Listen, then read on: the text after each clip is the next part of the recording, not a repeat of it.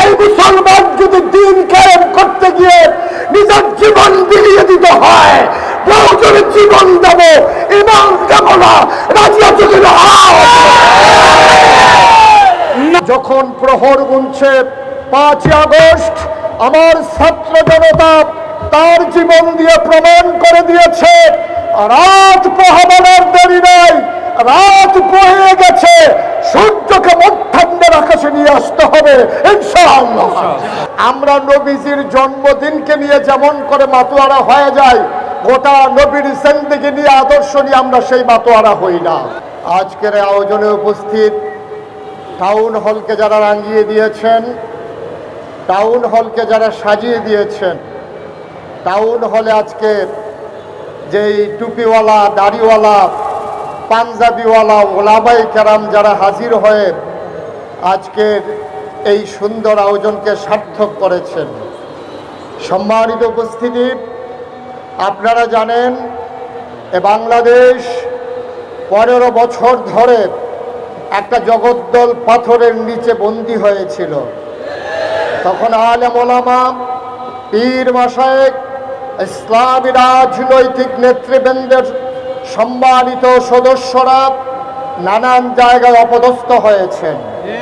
মসজিদের মিম্বারগুলো থেকে দ্বীনের কথাগুলো বলা যেত না, মঞ্চগুলোকে রেস্ট্রিক্টেড করে দেওয়া হতো, এই কথা বলা যাবে, ওই কথা বলা যাবে না।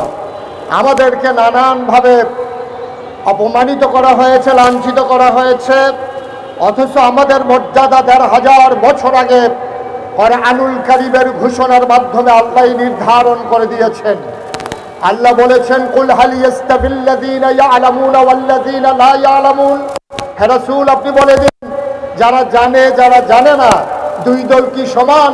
কখনোই দুই দল সমান হতে পারে না। আমরা সেই উলামায়ে কেরাম এতদিন দ্বিতীয় শ্রেণীর নাগরিকে পরিণত হয়েছিলাম। আমরা উলামায়ে কেরাম শতকরা 92 জন লোক মুসলমানের দেশে আমরা মাথা উঁচু করে কথা বলতে পারিনি।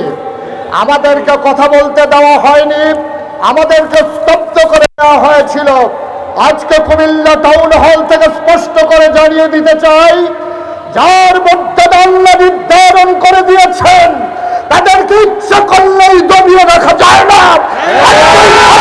তার প্রমাণ ঠিক কিনা বলেন? আজকে সম্মেলন প্রমাণ করে দিয়েছে, নিশ্চিন্তে নিঃসংকোচে যারা কথা বলতে পারে, জাতিকে নিয়ে যারা ভাবে, জাতিকে যারা অগ্রসর কর্মীতে পরিণত করতে চায়, এই বাংলাদেশকে মাথা উঁচু করে পৃথিবীর দিকে, পৃথিবীর অন্যান্য দেশের চাইতে যেন স্বমহিমায় গৌরবে উদ্ভাসিত হতে পারে, এই জন্য যারা কাজ করে যাচ্ছেন তারাই হচ্ছে উলামায়ে কেরাম। ঠিক কিনা বলেন? 1500 বছর আগে আল্লাহর নবী যখন দুনিয়া থেকে বিদায় হয়েছিলেন, তিনি যাওয়ার আগে গুরু দায়িত্ব তিনি জানিয়েছিলেন, আনা খাতামুন নবিয়্যিন লা নবিয়্যা বাদি, আমি হলাম সর্বশেষ নবী, আমার পরে আর নবী আসবেন না। এই কথা ঘোষণার মাধ্যমে তিনি জানিয়ে দিয়েছিলেন নবী আর আসবেন না, কিন্তু নবুয়তের যে দায়িত্বটুকুন ইসলামকে এগিয়ে নিয়ে যাওয়ার জন্য যারা ভূমিকা রাখবে, আল উলামা ওয়ারাসাতুল আম্বিয়া, উলামায়ে কেরাম হলো নবীর ওয়ারিস, সে দায়িত্ব নবী করিম সাল্লাল্লাহু আলাইহি ওয়াসাল্লাম আমাদেরকে দিয়ে গেছেন। সুতরাং আমাদের দায়িত্ব, যার কাছ থেকে আমরা ওয়ারিস হয়েছি, ওনার মর্যাদা অক্ষুণ্ণ রাখা, ওনার মর্যাদা অটুট রাখা, ওনার চরিত্রে যারা কালিমা লেপন করতে চায় তাদের দাঁত ভাঙ্গা জবাব দেওয়া, এটা উলামায়ে কেরামের দায়িত্ব। ঠিক কিনা বলেন? আমরা আফসোসের সাথে লক্ষ্য করেছি, আজকে বিভিন্ন ঘরানার মানুষের উপরে নানানভাবে ইসলাম বিদ্বেষী শক্তি আমাদের কম বুঝার কারণে, আমাদের চিন্তা শানিত না হওয়ার কারণে আমরা নবীজির জন্মদিনকে নিয়ে যেমন করে মাতোয়ারা হয়ে যায়, গোটা নবীর জিন্দেগি নিয়ে আদর্শ নিয়ে আমরা সেই মাতোয়ারা হই না। আমরা মনে করি একটা দিনের ভিতরে যদি ইসলামকে সীমাবদ্ধ করে রাখা যায়, নবীজিকে যদি একটা দিনের ভিতরে সীমাবদ্ধ করে রাখা যায়, তাহলে জাতি বঞ্চিত হবে। কারণ নবী একদিনের জন্য আসেননি, এক সপ্তাহের জন্য আসেননি, একটা গোষ্ঠীর জন্য আসেননি, কোনো একটা ভূখণ্ডের জন্য আসেননি। কারণ আমরা বিশ্বাস করি নবীকে শুধু নবী মানে আমরা ক্ষান্ত হই না। আমরা যারা আহলুস সুন্নাত ওয়াল আকীদা জামাতের আকীদা লালন করি, আমরা বিশ্বাস করি আমাদের মাঝে আমাদের নবীর ব্যাপারে আমাদের তিনটা আকীদা। তিনি ইমামুল মুরসালিন, তিনি খাতামুন নবিয়্যিন, তিনি রাহমাতুল লিল আলামিন। ঠিক কিনা বলেন? সুতরাং আমাদেরকে মনে রাখতে হবে এই নবীকে কোনো দিনের সাথে সীমাবদ্ধ করে রাখা যাবে না। কোন মিছিল মিটিং এর মাধ্যমে নবীর স্মরণ যথেষ্ট নয়, কারণ আল্লাহ নিজেই বলেছেন লাকাদ কানা লাকুম ফি রাসূলিল্লাহি উসওয়াতুন হাসানা। তিনি ছিলেন আইডল, তিনি ছিলেন আইকন, তিনি ছিলেন মডেল, তিনি উসওয়াতুন হাসানা। তার সূরত, তার সিরত আমাদের জন্য অনুকরণীয় দৃষ্টান্ত। সুতরাং সূরত আমরা যদিও ধারণ করতে পারবো না, গোটা জীবন বিলীন করে দিয়ে আমরা তার সিরতকে নিজের জীবনে ধারণ করব। রাষ্ট্রীয় পর্যায় থেকে শুরু করে একেবারে তৃণমূল পর্যায় পর্যন্ত নবী যেই সিরত নিয়ে এসেছেন, এই সিরতের মিশন যতদিন বাস্তবায়ন না হবে ততদিন আমরা থেমে যাব না ইনশাআল্লাহ।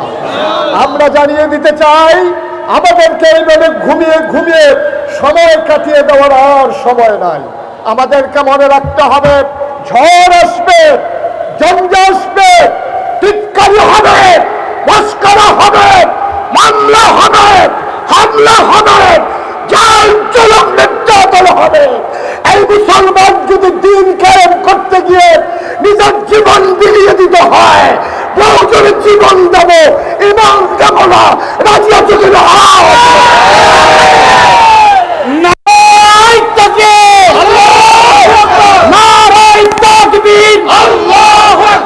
বিশ্বনবীর অপমান সইবে না রে মুসলমান, সইবে না রে মুসলমান। বিশ্বনবীর অপমান দুনিয়ার মুসলিম এক হও, এক হও, জিহাদ করো দুনিয়ার মুসলিম। সাবিলুনা সাবিলুনা আল জিহাদ, আল জিহাদ, আল জিহাদ, আল জিহাদ, সাবিলুনা সাবিলুনা। নারায়ে তাকবীর। সুতরাং সময় এসেছে সকল বিভেদ ভুলে গিয়ে আলেমা খচিত সেই পতাকার নিচে ঐক্যবদ্ধ হওয়া। ঠিক কিনা বাবু? ফারুক সালানি আমাদের ভিতরে সমস্যা থাকবে সেই সাহাবায়ে কারামদের জীবন থেকে শুরু করে একবিংশ শতাব্দীর সূচনা পর্যন্ত ফারুক সালানিয়ে সমস্যা ছিল, থাকবে। এটা আমরা নীতিও দিতে চাই না, এটা আমাদের হাতে নাই। সুতরাং ফারুক সালানিয়া যতই সিদ্ধান্ত থাকে, কিন্তু আমাদের আল্লাহ, আমাদের রব, আমাদের নবী, আমাদের কিতাব, আমাদের কবর, আমাদের কবর, এই ব্যাপারে আমাদের কোনো দ্বিমত নাই। ঠিক কিনা বলো? সুতরাং কলমাবু যত মুসলমান আমরা আছি সবাই মিলে আজকে থেকে কুমিল্লা টাউন হলের এই ওপেন এয়ার, এই সুন্দর ওপেন এয়ার এই সমাজ সম্মেলন থেকে আমরা জানিয়ে দিতে চাই, যদি কোনোদিন কখনো যেই ঘরানার উলামায়ে কেরাম হোক তাদের দিকে যখন আঙ্গুল তোলা হবে, আর এই আঙ্গুল যদি হয় ধিক্কারির, এই আঙ্গুল যদি হয় মস্করার, তাহলে এই আঙ্গুলের নিচের দিকে নামবে না ইনশাআল্লাহ।